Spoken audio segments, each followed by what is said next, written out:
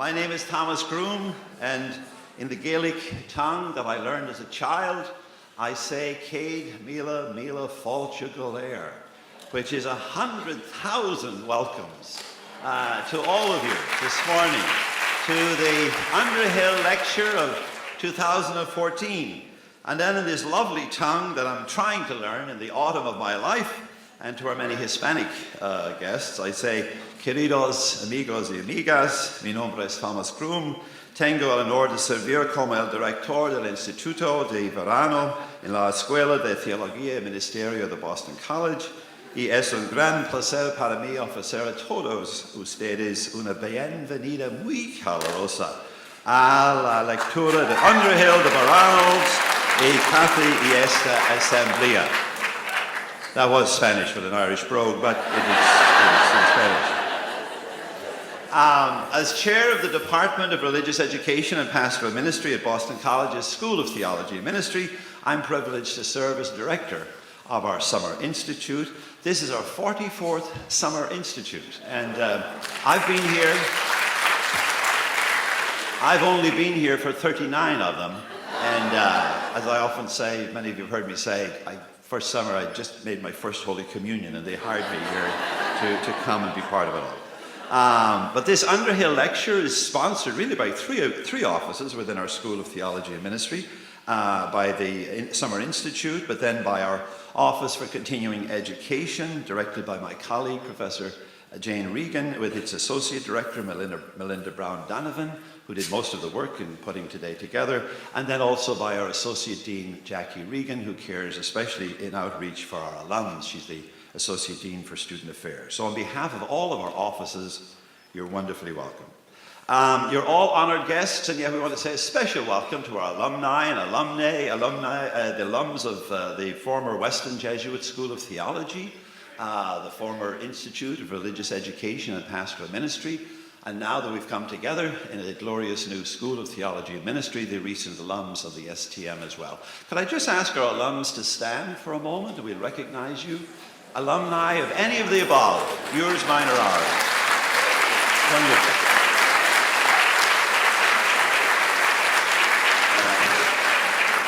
Thank you, and blessings. You make our work here worthwhile. Let me recruit some future alums too. Take by some of our brochures as you leave, and you'll see that we still continue to offer just tremendous theological education and preparation for ministry, but lots of wonderful online programs as well that continue to sustain and nurture people's journeys in faith. Now, surely we gather at a momentous moment in the history of the world, and in the history of the church, and in the history of soccer. Because tomorrow afternoon, beginning at 3 p.m., the men's soccer champions, now we need a women's World Cup, and please God we get that soon, but at least the men's world champions will be decided tomorrow afternoon. Now, this is the historical piece. Never before in the history of the world have we had two teams in the World Cup final, each one with a living pope praying and rooting for them to win. Now this is amazing. I mean, we've got Argentina versus Germany, and can we say it, Francis versus Benedict. I mean, this is okay at the Vatican Chorale, high noon, all over again. And it's just going to be amazing. I hope it doesn't affect their lovely friendship. But we will know very soon which pope has the ear of God, which pope, and this is going to decide a lot in the direction of the church and how we move forward from here. This has profound theological significance, of course, and of course we'll know which people are God's favorites after tomorrow as well. Sorry, no, that's bad theology. Because we're all God's favorites. And besides, the Irish didn't even meet the qualify. They didn't even qualify. But, well, let's pause for... So, stay tuned. There's great significance, I believe, to tomorrow's game for the future of the church, not just the future of soccer. Let us pray. God of loving kindness, we give you thanks for the gift of your creation, for the gift of this lovely summer's day, for the gift of our own lives within it all. Thank you. Our brother Jesus, in today's gospel reading, you suggest that disciples are to become like their teacher. Help us to become more like you, the carpenter of Nazareth, who walked the roads of Galilee, proclaiming the inbreaking of God's unconditional love for all, though with a special favor for the least, the last, and the lost. God's Holy Spirit, help us to grow in following faithfully in the footsteps of Jesus, because as we're learning anew, to walk in his way is the heart of Christian faith. Loving God in a special way, today we give thanks for our vowed religious women, the ones among us who have been most faithful to the way, the truth, and the life of your Son, Jesus. We thank you for their powerful lives of witness to the gospel and to its deepest values. For many of us here, we've had many good sisters who indeed all have been nuns on the bus for us, helping your people to create hope, change, and community. Loving God, continue to bless their lives, the lives of all of our vowed religious women, and their heroic witness, so often underappreciated even by our church. But we take solace in Jesus' promise, also in today's gospel reading, that everything concealed will eventually be revealed. Continue to bless all of us as we struggle, by the grace of your Spirit, to grow in discipleship to our brother Jesus. Amen. And now to the Underhill lecture. We initiated this lecture series back in 2001, so this is our 14th annual event, to give people access to the best of scholarship in contemporary spirituality. And over the years, indeed, our Underhill lecturers have read like a who's who in Catholic spirituality: Joan Chittister, Elizabeth Johnson, Richard Rohr, and many, many more. Today, indeed, is no exception. We named it the Underhill Lecture to raise up and remember the inspiration of a wonderful woman, an Anglican laywoman, Evelyn Underhill, who in 1911, imagine, published the classic work entitled Mysticism, and there Underhill retrieved in that one text some of the richest spiritual resources from our Christian tradition. Underhill's work was certainly one of the catalysts that helped to launch the movement of contemporary spirituality. In that she was a married lay woman, she certainly helped to rekindle what Vatican II later called the call of the whole church to holiness. The faculty member who originally suggested this lecture series and who named it after her mentor and who continues to sponsor our summer institute, our postmaster certificate in spiritual formation each summer, for which in many ways this lecture is a kind of a climatic event. That was our good colleague and my beloved spouse, Dr. Colleen Griffith, and Colleen will introduce this year's Underhill lecturer.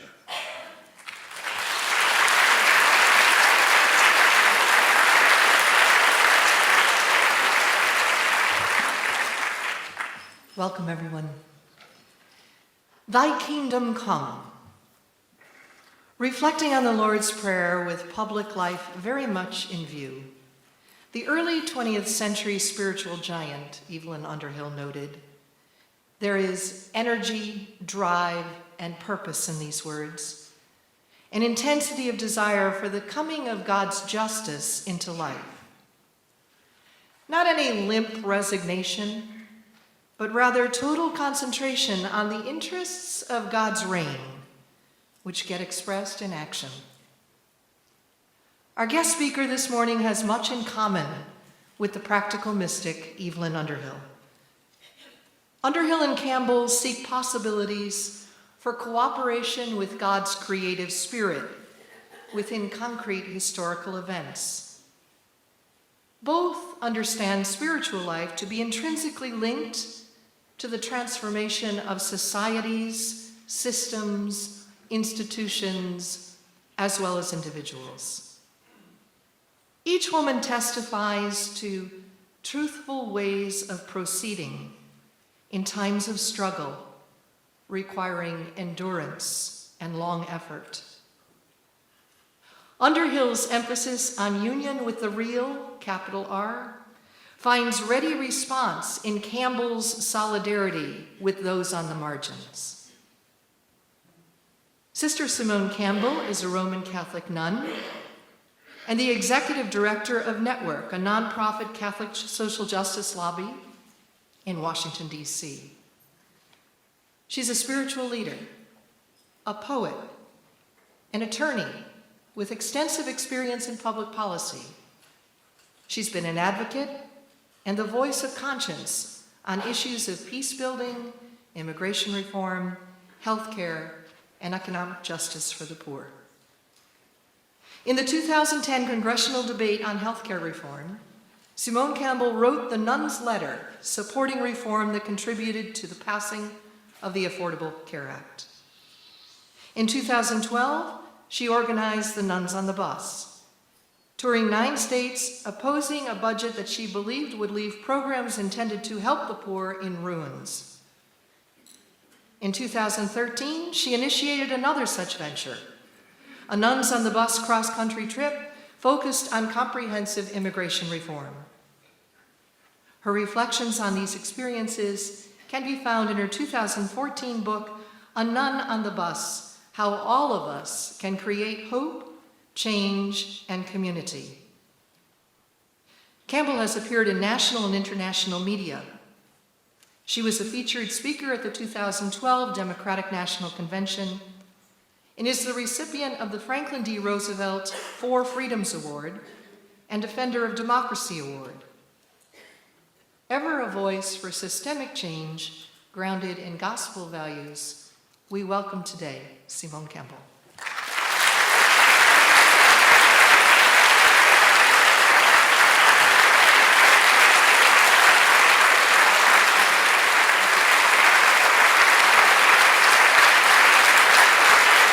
Thank you.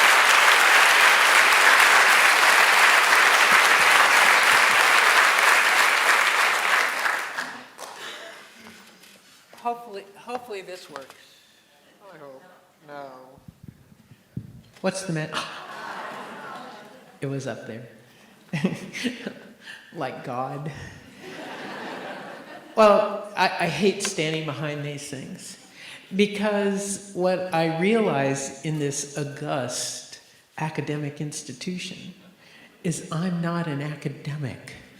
I am but a practitioner of the things that we hold dear, that we treasure in our hearts, living the gospel in a way that is somewhat recognizable on the good days and always sought after on all the other days. And today I want to share with you some of my reflections on that reality. I am delighted to learn that Evelyn Underhill was practical, because Lord knows in our complex times, we really need some practicality. Because what I have learned is that the contemplative life, that reflective place, needs to be integrated into all of life. When I was a younger person, I really thought that the contemplative process took place in the chapel, and that it was there that it happened. But I have learned of late, well, maybe the last 20 years, that the easy part takes place on our meditation cushions, in our meditation chair, in our quiet times in chapel, and the challenging part takes place in all the rest. We need that time of quiet in order to let our roots go deep for the challenges that we face in living the contemplative moment at every moment. And it's that I want to reflect on with you today, because our world is so hungry for an authentic, rooted, passionate care for the 100%. And isn't that where the contemplative life leads us? Is to know that we're in this together. It's not exactly the thing you hear in politics, that we're in this together. But it is the reality that we deal with. So I have learned that we need to integrate my spiritual practice into all of life. And what I have come to do is to reflect on it and describe the contemplative as listening deeply to the story around. Listening deeply to the gospel, to the signs of the time, to the people I'm with. Listening deeply to the politicians. Listening deeply to the undercurrent of what's happening in our world. And where are we being called? I've also had to realize that while I like to think I'm special, some days, I think we all share that, and I joke around about my life after that lovely introduction, Colleen. I say, lead a quiet life, join the convent, I recommend it. But what I've come to realize is we are all called to the contemplative life. We are all called to listen deeply to the needs around us. We are all called to live in relationship where we recognize that we're community, that we're not alone. We are in this together. And it's that realization that has led me to know that I need to listen to your insights as much as I listen to my own. Now, in some places, I find that a little annoying because I think my insights are a lot better than some other people I listen to. But what I've come to learn is that by listening, something else opens up. And it is at that pesky intersection of listening and resistance I find my spiritual growth. And I find that seriously annoying, because the truth is when I'm resisting, that's the very place that I'm being called to walk towards. Do you have that experience sometimes? It just drives me nuts, because it's the place where I'm most insecure. And so I wanted to share with you a poem I wrote about this, just because, well, it captures it a bit more. And it's so much fun to have a book. Isn't it pretty? You probably should know that Harper, who published it, rented the bus last year for 4 hours at the end of our tour so we could do this photo shoot. It was kind of fun. So anyway. And they brought clothes, they brought wardrobe. It was a whole nother story. Invite me back when I can tell that story. But anyway, this poem is my effort to try to talk about that contemplative reality, and it's called Living Waters, and it goes like this. Impetuous me favors the passionate tumult of spring river flooding. Sensuous me favors the indolent caress of summer river flowing. Reflective me favors the penetrating seep of autumn river trickling. Even aloof shy me favors the chilled reserve of winter river freezing. But all of me resists evaporation. I resist the sucking, pulling, warm air wresting me from known boundaries. I resist drifting unseen to unknown parts. I resist the uncertainty of unformed floating, yearning rather to surround rocks and carve new paths. I resist the ambiguous, foggy drift.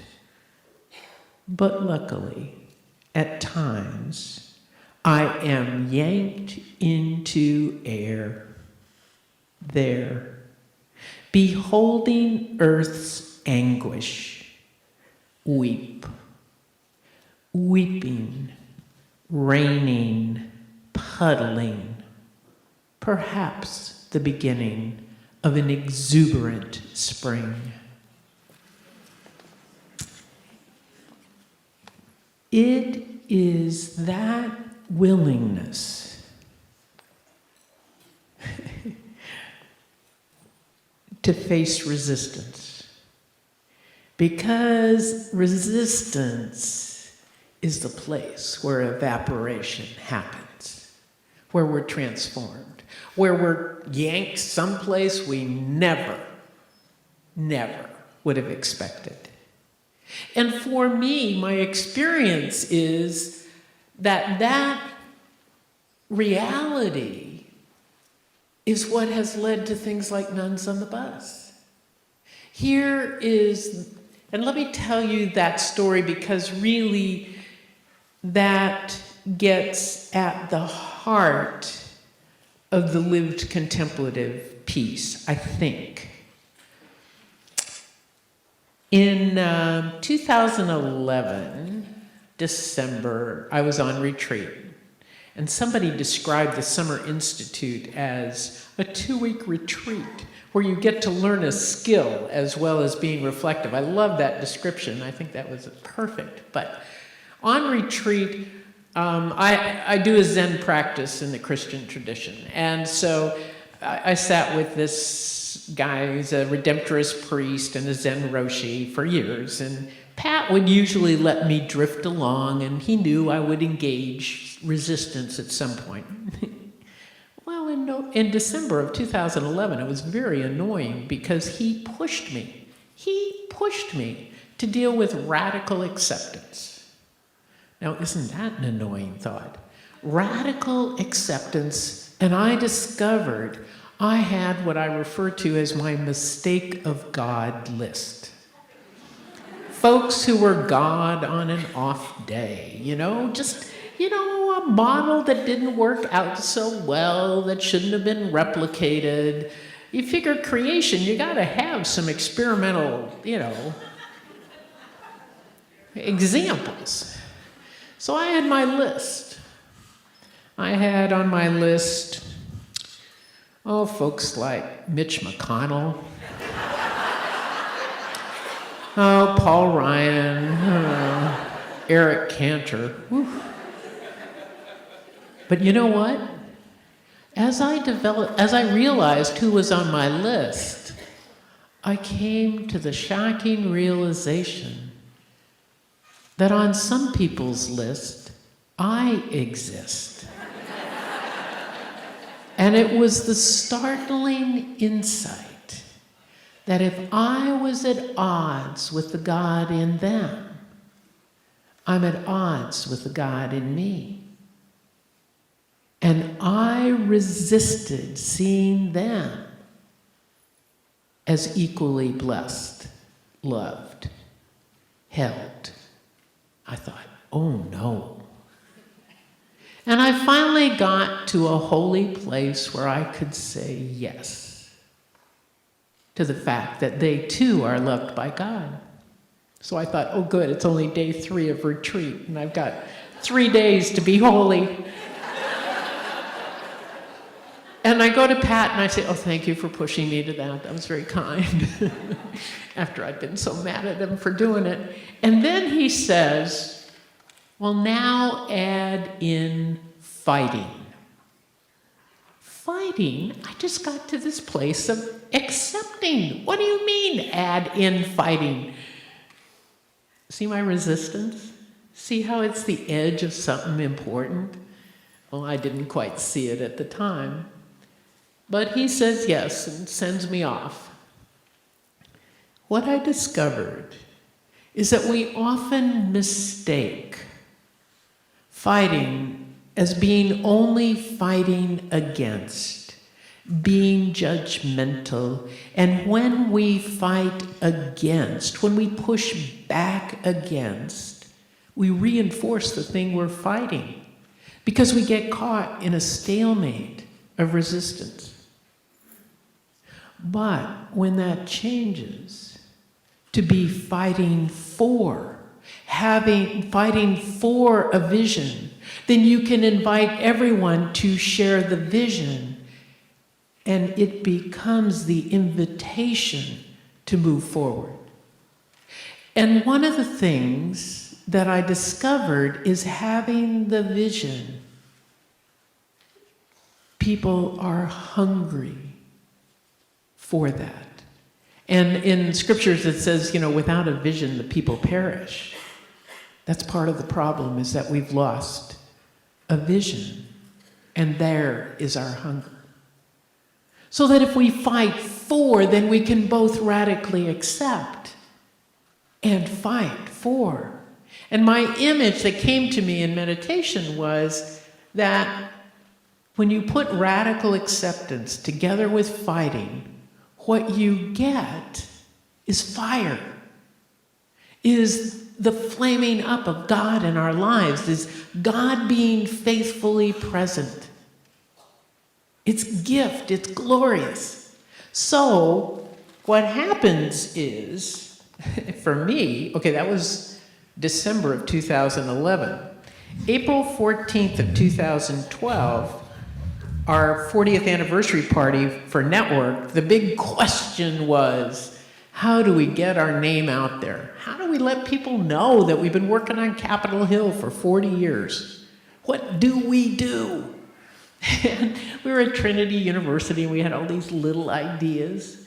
We were going to take out a Google ad because we couldn't afford a print ad, and we were going to, ask a member to get another member, and we had little ideas. You have to be very careful what you pray for, because 4 days later, the Vatican answered our prayer. And seriously. And named our little group, which at the time had 9 full-time staff, as being a scary, bad influence on Catholic sisters in the United States, because we promoted radical feminist themes incompatible with the gospel. It's kind of fun. But here's the thing. Here's the learning. Is very quickly for me, this image of fire, of radical acceptance, even of those who were making the censure, and fighting for a bigger vision, that the question became not, how do we fight against Rome? How do we fight for a vision and use this moment for the vision for our people who are so beaten down, so struggling, so caught in poverty that just keeps getting reinforced and ground down. How do we at Network use this moment for mission? And very quickly what came to me was this sense of fire got changed from just being a generic Pentecost type fire to this idea that we are called, I think, my friends, to be a burning bush in our hungry, hungry nation.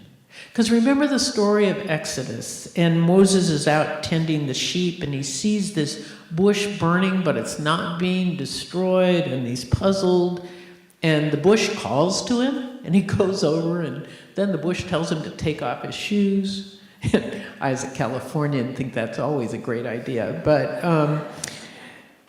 Then the bush says, or God says in the bush, I have indeed seen the misery of my people.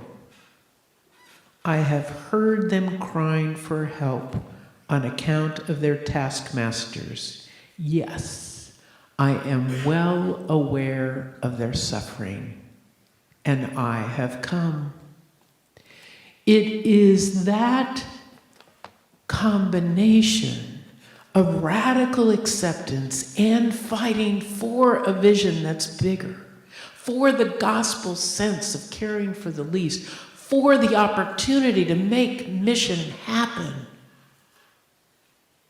that resulted in nuns on the bus.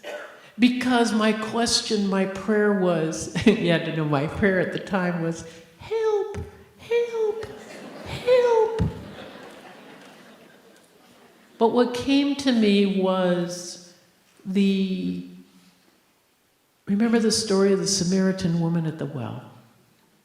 And Jesus is in Samaria, a strange land.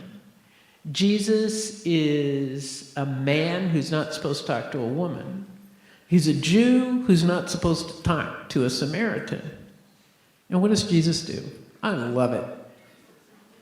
Jesus in this strange land has the gumption to talk to a woman, not only talk to her, but ask her for help. Could you give me a drink of water? It's that intimate relationship that Jesus risks with the outcast of the Samaritan village. And so for me, where that led me was to ask for help. Ask our secular colleagues for help. And in one meeting, May 14th, 2012, the Holy Spirit was present in an amazing way. And in DC, where everyone wants to claim credit for anything that works, a sign of the Holy Spirit is that no one remembers, of the 35 people who were present at this meeting, no one remembers who first said road trip. But by the end of the meeting, we were going on the road. I had a map in my head, mostly because I knew where most of the mother houses were, where we could get free nights on the road.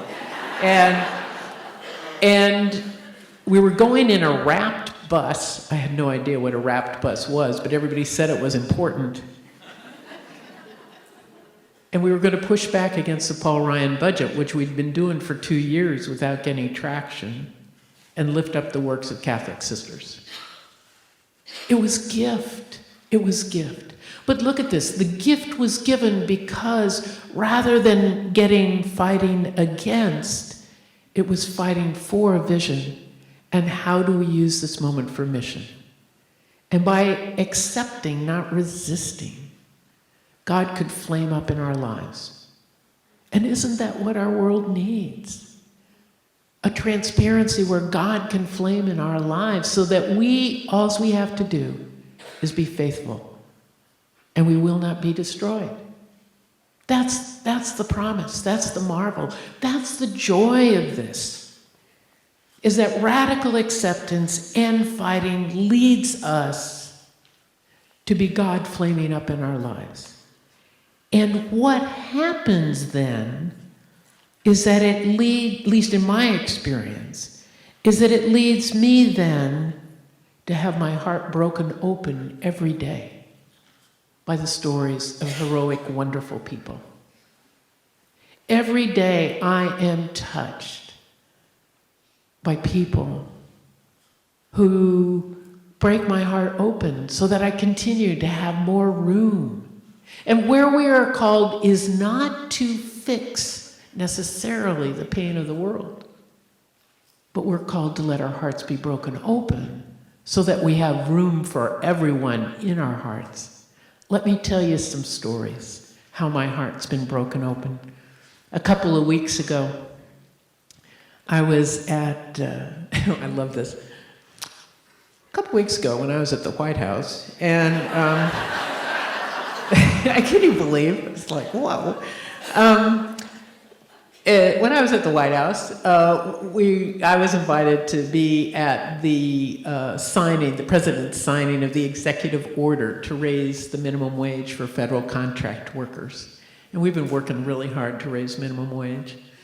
And I was in the second row, and we were in the state dining room, and I was sitting next to this lovely young woman who had grown up in Virginia.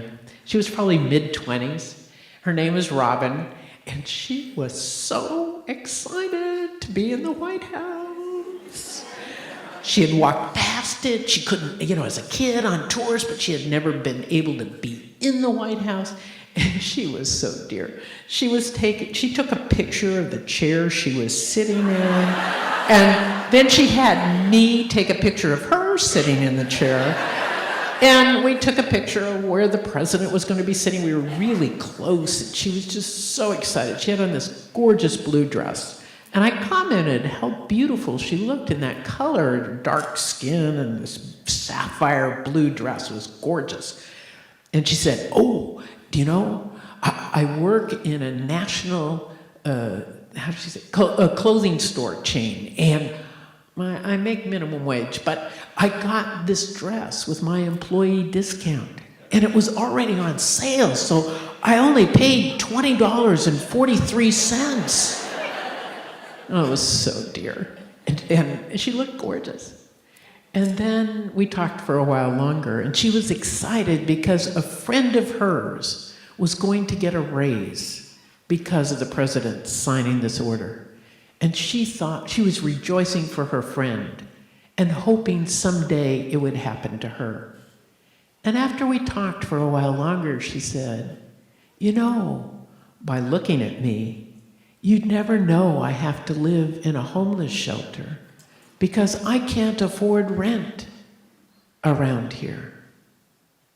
Whoa. Robin broke my heart. Because here is a hardworking young woman with her AA degree, but unable to pay rent. Who are we as the richest nation on earth? And our people, our young people, are so stymied. A couple of days, I guess it was about 3 weeks after that, I was in La Jolla, California. And does everybody know how to translate La Jolla into Los Ricos? The rich, the glorious view of the water, of the ocean. And we were at a fundraiser for our organization, Network. And I sat next to Jason. Jason broke my heart with a new insight. Jason's a 35-year-old entrepreneur, and I just found out a week ago that he and his wife, Melissa, had their baby, Brady. Brady arrived, and when I met Jason, he was so excited about being a dad and worried about his wife's pregnancy. And it's their first child. And he, at 35, has grown 3 businesses, and he was selling the 3rd business so he could be sure to be present in his son's life. And Jason told me that he pays all of his people a living wage. He makes sure they can live in the high-cost area of the San Diego area, and he believes in giving benefits and doing the right thing by his people. And then he said, he was getting upset, though, because he realized his tax dollars were going to fund his competitors. And I go, whoa, well, tell me about that. And so what he said was that he realized his competitors paid the lower skilled people lower wages. And that with minimum wage or lower wages, those employees would go use the safety net. They'd get food stamps, Medicaid, other services they needed to survive. And so his competitors were being subsidized by the government programs.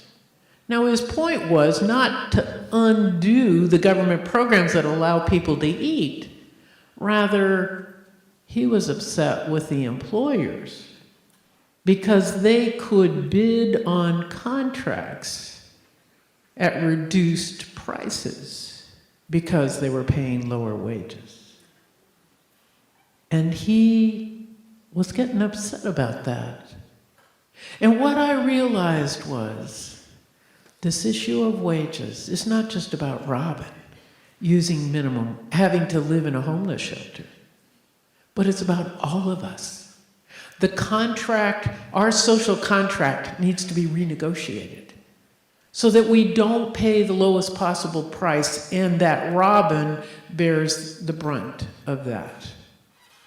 Rather, we need to have a conversation where we, the people, say justice requires us to pay just prices so that people may have just wages, so that there can be benefit from business, but that it not be in such excess that our people suffer.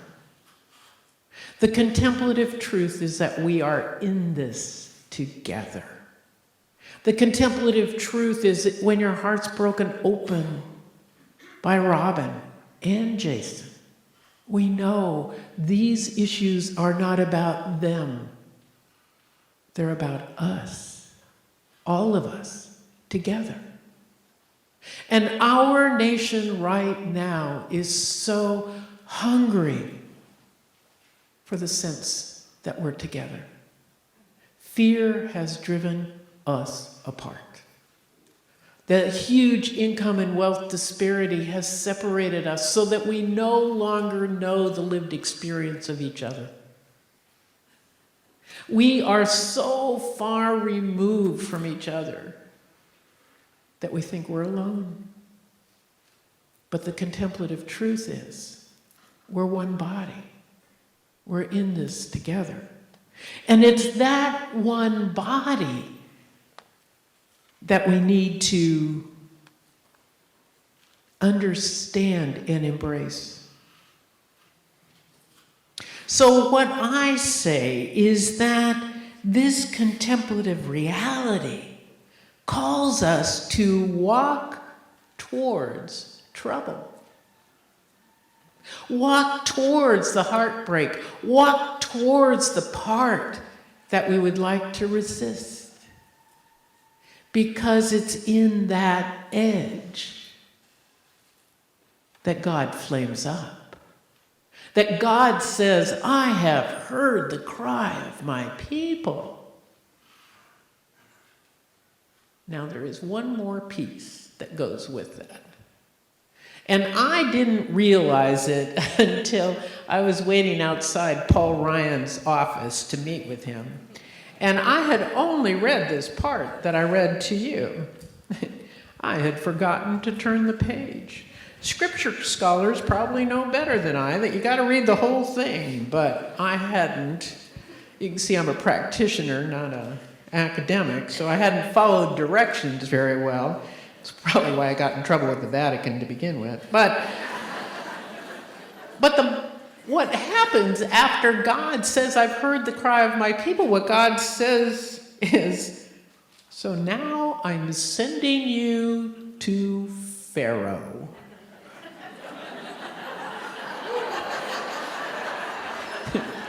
And Moses, ever wise, says, who am I to go to Pharaoh? That's exactly how I felt. Who am I to talk to Paul Ryan? Oh my God. But you know what? Then this New Jerusalem translation says, without even saying God said or anything else, immediately it is, I shall be with you.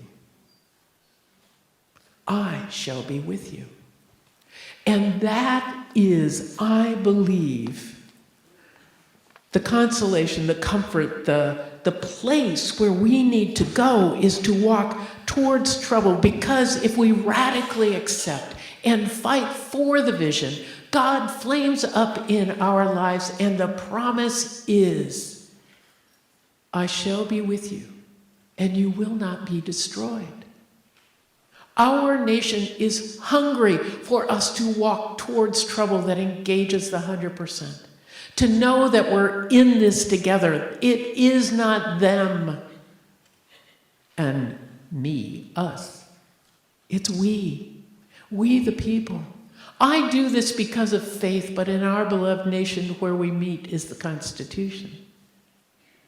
And that is we the people. We the people forming this more perfect union. And so what this gets played out in is let me give you the example, is the issue of immigration. We went on the bus last year for immigration reform. We've fought for immigration reform. We've struggled for immigration reform. And a week ago, the president announced that John Boehner had told him that he wouldn't bring it up for a vote in the House of Representatives, and it was dead for this session. I wept. I wept because my heart had been broken open by people, by folks who are struggling so hard. Let me just tell you 2 stories. Pete Gallego, some of you have heard me tell this story. I worry that I've been back here, so I worry I've told you the same story, but it's always good. Pete Gallego's a congressman, a really tall guy, and he is from the San Antonio area, and we had a press conference in San Antonio, and I just found out, I told this story, and I just found out the reason we were outside in San Antonio at 2 o'clock in the afternoon on a hot June day when it was literally 111 was because we didn't fit in the room we were supposed to be in. And so those of us going to be on the press conference were standing, and we had canopies over the people, about 350 people that were there. Well, they decided that maybe we ought to sit down, those of us that were going to speak at the press conference. So they had metal chairs leaning against the wall. Yeah, you got the idea. Shall I say that the memory is seared into my being? But what happened was, and then they eventually brought us rain umbrellas to protect us, but from the sun. But Pete gets up to give his talk, and he comes up to the podium, and he puts his papers down, and he says, he's going to give his talk. He takes a deep breath, and his wife and son were meeting him at this event because Pete had just come in from the airport. And Nicholas, the 8-year-old, sees his dad, is totally oblivious that his dad's about to give a talk, and he goes, "Papi!" And he runs over and throws his arms around his dad.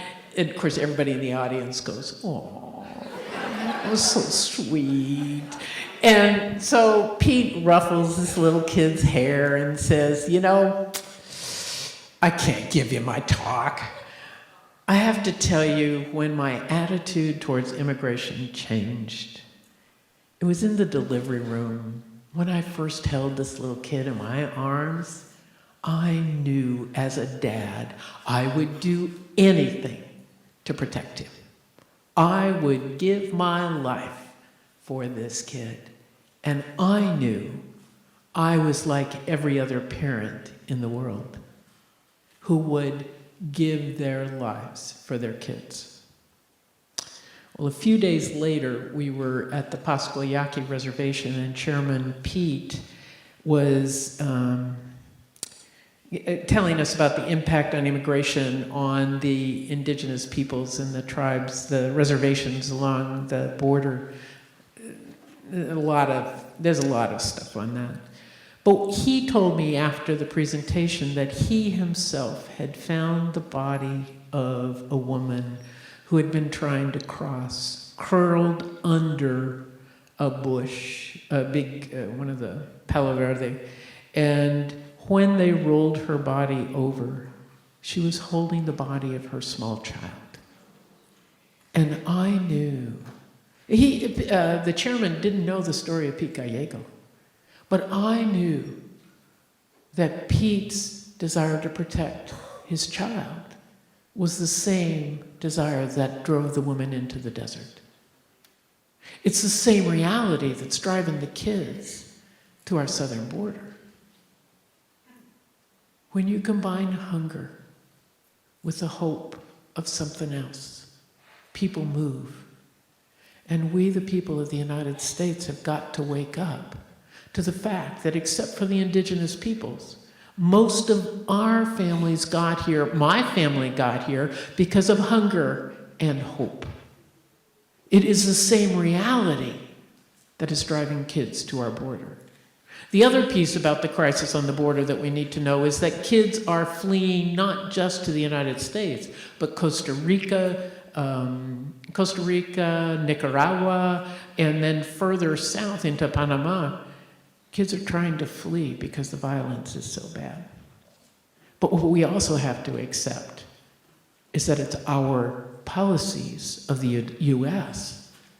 that are causal relationship. There is a causal relationship to our trade policy, our governmental arming of militia, our orientation to drugs that are fueling and our meddling in governments in Central America for decades are fueling the reality that's causing them to flee.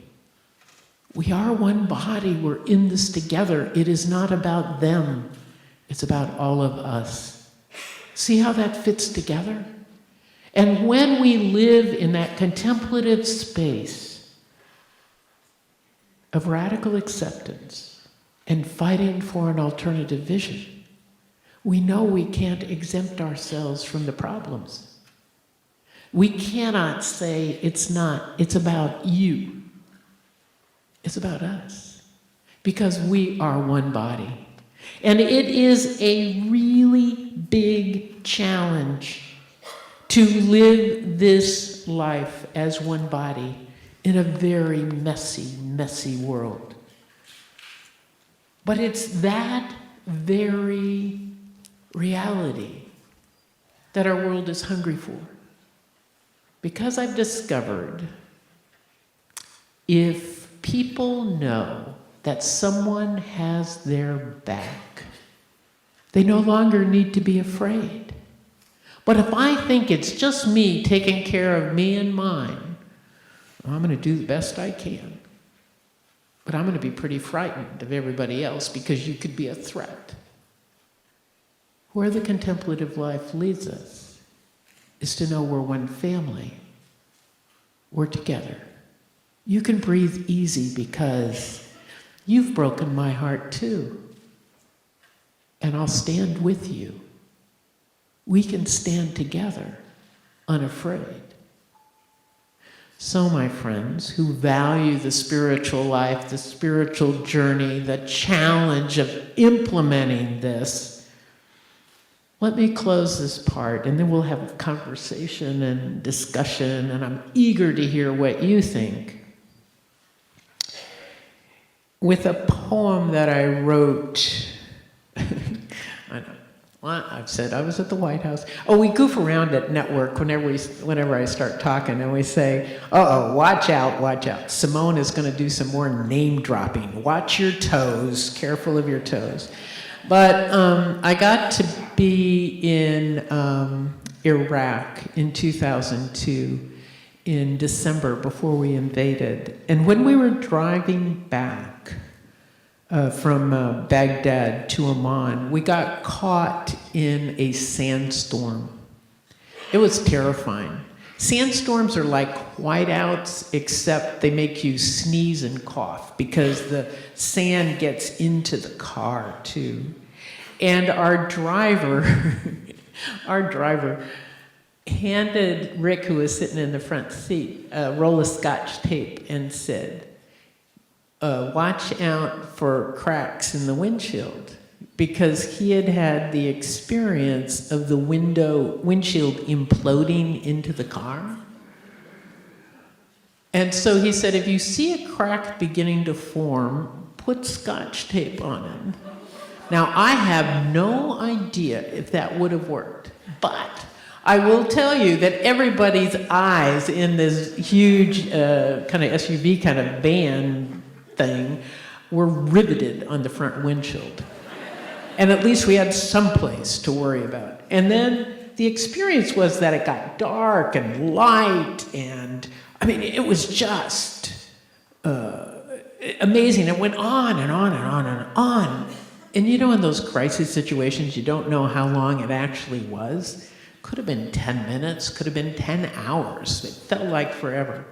And then we reached like a 10-inch wide band of rain. And in an instant, it was desert clear. And we could look back and see the sandstorm. Later, I learned that wild camels run towards the trailing edge of sandstorms because there's water there. It was fascinating. But anyway, this is where in our challenging world, I think we're called to let our hearts be broken open, to live as one together this reality, and to let God flame up in our lives. And this poem is called Compassion's Path. We walk a sandstorm of impotence, isolated dread, the demons of our day. We walk a sandstorm of half-truths, lies of ochre, beige, tan, sepia, confusion, pelted, buffeted by winds of war. We walk a sandstorm of drifting, elusive truth, wandering ways, and blind following. We walk a sandstorm eroded by demanding doubt, overwhelmed by the horror swirling round, invading lungs and lives. We walk a sandstorm of promised grief, aching temptation to hunker down, hide, until a more propitious time. But in this time of alluring weakness, in this time of fearful groaning, cold, blind logic, anger rising, remember the clear-eyed anchor of our resolve. Remember the eyes of Mayada, Sarah, Rita, Asan, Abdullah, Makbula, and many more. We may be blinded in the outward journey, but remember this inner core. May the eyes of family, terrors of family, set fire to our impotence, stoke our resolve, melt the cold stone of our hearts to yield to tears. For like rain, tears shed, settle sandstorms. Like rain, tears shed, clear the air. Like rain, tears shed, reveal the path. So let us weep. Let us embody healing tears. Let us be copious tears to settle our country's storm.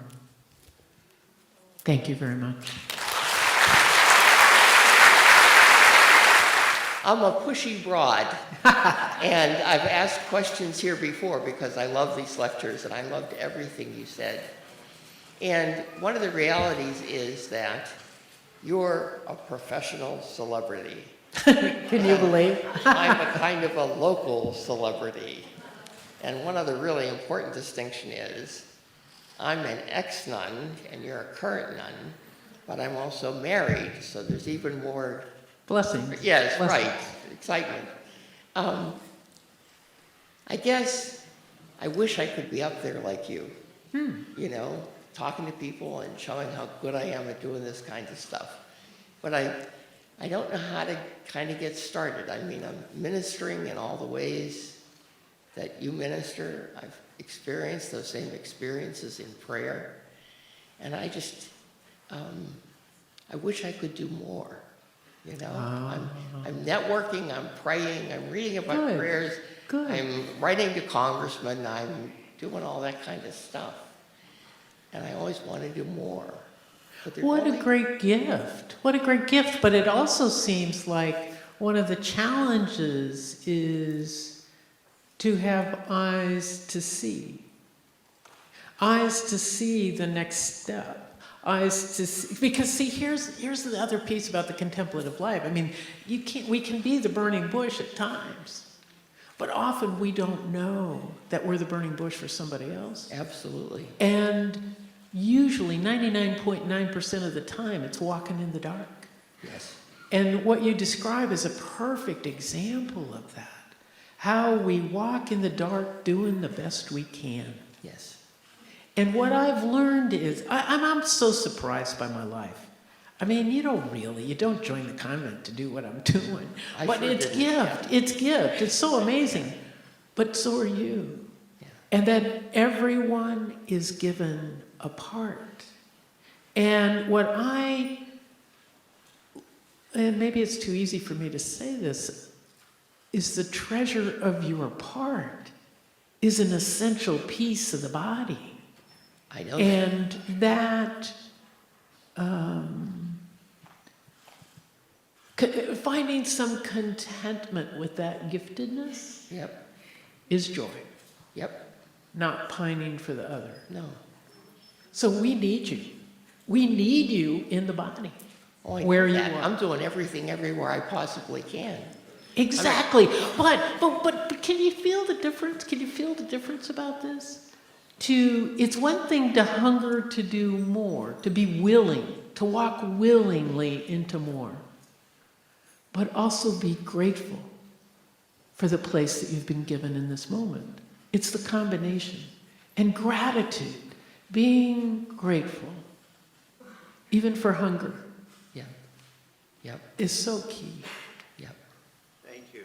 Thank you. Thank you.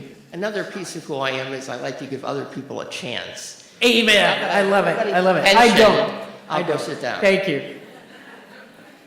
Hi, Sister Simone. I'm a student here at the Boston College School of Theology and Ministry, and I'm really extraordinarily grateful for your presence here. It's enormously inspiring for someone like me. I'm studying social work and theology. It's just really, Ooh, fabulous. really great to have you here. My question for you is, in terms of personal spiritual practices for sustaining this work, could you share with us a little bit about living a life of vision for mission? I know it seems like takes a lot of courage and deep spiritual practice. What advice might you have in terms of self-care for persons, ministers? Many of us I know here are in ministry and working alongside people. What advice might you have for us in terms of practical self-care practices? Practical. I have a lot of ideas. I'm not real practical. Well, but okay, so I wrote this book, and in writing the book, I tried to, kind of think about some of those questions. What is this? And for me, for many years now, I have a daily morning practice of meditation. And early on, it was 10 minutes. And the Zen tradition is you sit without moving. That's very hard. But the benefit of the physical discipline to sit without moving is that it's like a snow globe. Since I grew up in California, all I knew about snow was these snow globes. But you know how you shake them up? And meditation, I think, is like when you put it down and everything settles to clarity. And occasionally there's some insight, but it's rare. But it's the act of the discipline of letting things be settled is the piece. So when I practiced law, when I first started doing this, I tried to do 10 minutes. That was my discipline. But sometimes I would be, in a hurry, so I'd only do 7 minutes.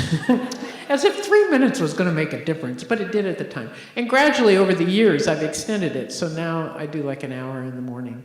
And that... but just 10 minutes is huge. And another piece that I realized is when I'm aware of the other, I've got plenty of energy. And I describe this spirituality as walking willing, walking towards trouble, walking willing. And so I'm willing to respond to what the body needs. And as long as I'm aware of the body's need, I'm fine. But when I start getting nervous about who's taking care of me, then I kind of shrivel up. And so it's always a test for me. And if I'm shriveling up, it's usually because I haven't gotten enough sleep, I haven't talked to a friend, I haven't been rooted in community. But then I had this other insight, is that my sister, who I was very close to, she's a year and a half younger than I, died when she was 20 and I was 21. And she had Hodgkin's disease. And we were both highly committed to civil rights. But in writing the book, I realized that for me also was this sense that I needed to live my sister's commitment as well as my own. And so I think my biography also is nourishment. But as I've talked to people, I've realized everybody's biography is nourishment. And so knowing what fuels your roots helps that. Know your story, because you've got the gifts. Cool. Thank you. Thank you. Thank you. So come to this side. Hi, thank you for your talk. So I am a Christian by faith, and I'm a psychiatrist by profession. Ooh. And so in the church, I sometimes lead Bible study, and there are questions that I don't know how to answer, and I'm interested, particularly things about like faith and politics. So my question is, We need a psychiatrist. and so my question is about obeying authority. So you mentioned like Moses and Pharaoh. Moses disobeyed Pharaoh because he had to obey even higher authority. Mm-hmm. And likewise Daniel, in the Old Testament, there's some examples. Daniel disobeying his boss, the king, because he had to obey his higher authority. Yet in the New Testament, Jesus and also Paul mentioned like obeying authority, so like paying taxes to the Roman Empire, Caesars, things like that. We at the same time though, like in this world, political movements, particularly human rights movement, Mm-hmm. it appears to me you have to disobey the authority, even though the human rights issues sometimes do not necessarily, not moving forward does not necessarily mean that you disobey God. Yet we have to have those disobedient to move forward. Like that's why we have our rights in our country, because some of our ancestors disobeying the authority, Absolutely. even though it was not like disobeying God if they did not do that also. So I was wondering, from a Christian standpoint, do we obey or disobey, and why or under what circumstance? Holy moly, whoa. And the answer is yes. Whoa. It's really interesting because I haven't thought about that outside of the religious vows.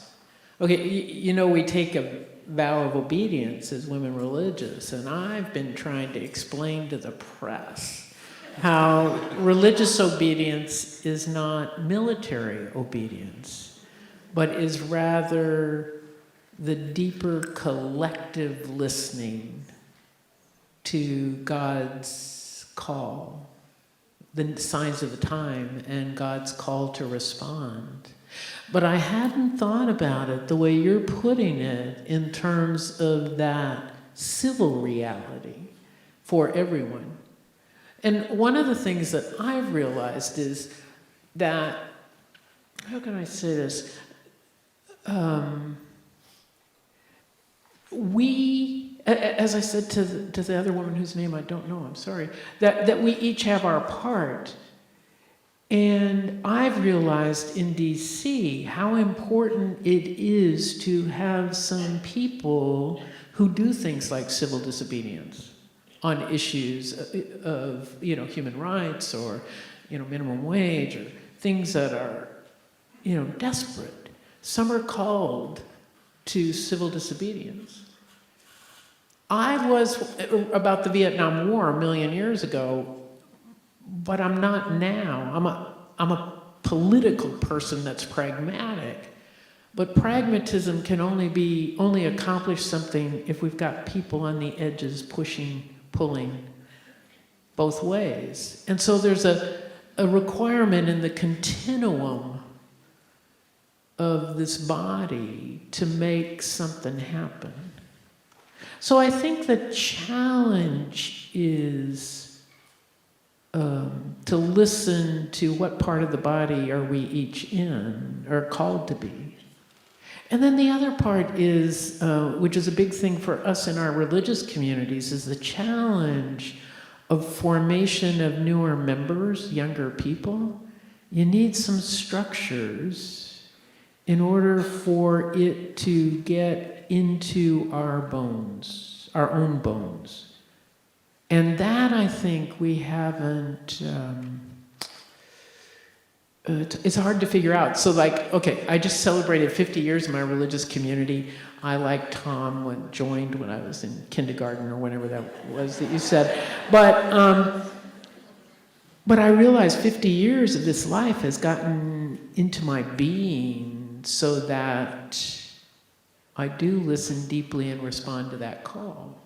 But for our newer members, they need some structure to help them learn that. And so one of our tensions right now is figuring out what is the structure that we need to be shaped.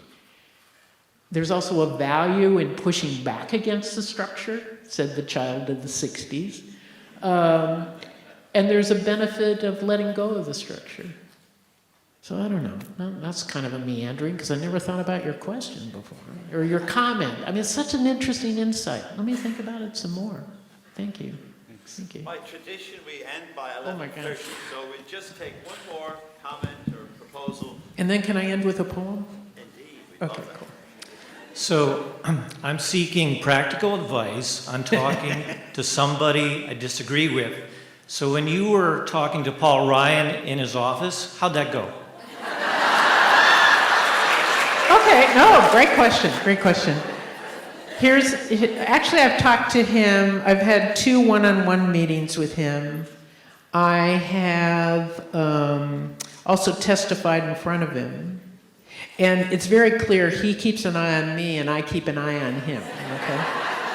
He noticed I let my hair grow, so. But here's the piece, and this is where Pope Francis can be really helpful, is that Pope Francis, in his exhortation, The Joy of the Gospel, has 4 elements for peace building. And that's what I tried to do with Paul Ryan, is to build a common vision. Because remember, I'm talking about a vision for, fighting for the shared vision. Well, I'm trying to figure out how can I fit in his piece into this vision while educating him about what I see for the vision. We've got to find a way that they fit together. So here's what Pope Francis says. There's 4 elements. The first is time is bigger than space. And what he means by that, he says, is that if you're protecting your space, your turf, your area, you're going to have a war. But if you're engaged in a process of dialogue and discovery about each other's spaces, then you can create peace. So I'm trying to do dialogue. That's number 1. The second is unity prevails over conflict. And he says, eventually we always get tired of the fight. And I have a great aunt in my family who fought with my other great aunt for an extraordinary long time. And the family story is, I asked Aunt Lily why she was mad at Aunt Lou. And Aunt Lily couldn't remember. And apparently that innocent 7-year-old question was a source of rapprochement between the two. But that if unity does prevail over conflict, then what we have to do is hunger for the unity. The third is that reality is more important than ideas. So as long as we have theories, we can fight about this ad infinitum. But when you have stories of real people, that changes everything. So my current missionary work with Paul Ryan is I send him stories. I write up who I've met and send him stories so that his theories need to deal with real people. The first time I met with him, I told him the story of Billy and his wife who are both employed and they have to use food stamps. And he wanted in his budget to knock them off food stamps. And he said, oh, no, they're not the targets of my policy. The Congressional Budget Office scored it very well. What? That's a question. It was like, huh? The problem is Billy and his wife are going to be the victims of his policy. But the story of Billy and his wife undercut a whole bunch of theories about economic analysis and yada, yada, yada, yada. See how that works? Okay, so that's the third. The fourth is the whole, we know this, the whole is bigger than the sum of the parts. But what he says, not only that is, each part is a different shape, and if we're going to build peace, then we need a place for every part. So everyone needs to be involved in the formation. So what I'm trying to do in my missionary work on the good days when I'm not just mad at him, is to get the values into a process of conversation because we need to build peace with them, with everyone. And that effort is what I'm about. Now, we had some minor success at the last meeting a couple of weeks ago, I guess about 2 months ago now, where he started to discount Pope Francis's economic comments because he, comes from Argentina where they have crony capitalism. And so I said, yeah, just like we do here, right? And he agreed. I don't know if he knows what he agreed to, but he agreed. So I felt like that was a bridge. When we ended the first meeting, I said, okay, how do we talk about this meeting? Because I knew I was going to be asked by the press and others. And he said, well, I think we could say we had a cordial conversation and we agreed to disagree. But that left us separate. So then I added, could we also both say that we know that we both have a passionate commitment to our nation? And he said, oh, yeah, we could say that. Because, see, that put us together. So how do we build bridges? How do we build bridges? Therein lies the challenge. So let's end with a poem, okay? Just because I can't help myself. All right? I have to check with the boss. And this one is about, it is the truth, and I wrote this also in Baghdad, but it is given, but I think you'll get the idea of why it is the challenge of the contemplative journey in political action, and it is called Incarnation. And I wrote it just before Christmas, and that's why it was on my mind, but here's where we're called. It goes like this. Let gratitude be the beat of our heart, pounding Baghdad rhythms, circulating memories, meaning of the journey. Let resolve flow in our veins, fueled by Basra's destitution, risking reflective action in a 15-second world. Let compassion be our hands, reaching to be with each other, all others, to touch, hold, heal this fractured world. Let wisdom be our feet, bringing us to the crying need, to friends or foe, to share this body's blood. Let love be our eyes, that we might see the beauty, see the dream, lurking in the shadows of despair and dread. Let community be our body warmth, radiating Arab energy to welcome in the foreign stranger, even the ones who wage this war. And let us remember on drear, distant days, we are a promised Christmas joy. We live as one this fragile, gifted life, for we are the body of God. Thank you so much.